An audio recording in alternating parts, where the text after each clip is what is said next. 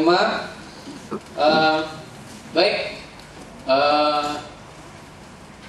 Mungkin pertamanya saya perkenalkan diri saya. Nama saya Hasfizal Mohtar. Saya akan menjadi MC untuk program hari ini. MC yang tiada bakat untuk jadi MC sebenarnya. Jadi minta maaf lah kalau ada sumbang dan sumbing sana sini. Apapun program kita hari ini, mungkin saya beri sedikit taklimat.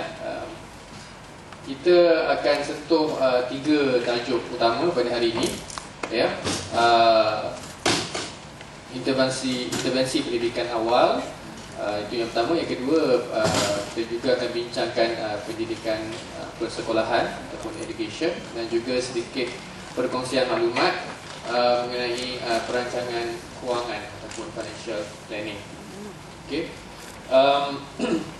Program kita dijadualkan mungkin akan tamat pada pukul 1. Forum hari ini ataupun seminar hari ini kita kita merancang, kalau boleh kita jadikan dia satu bentuk yang lebih interaktif lah.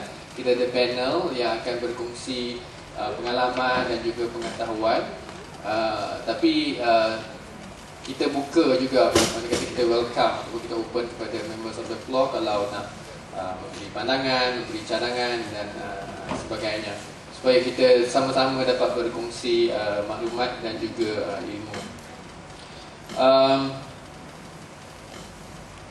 Saya rasa untuk memulakan program, saya ingin menjemput saudara Zahmi Tembul,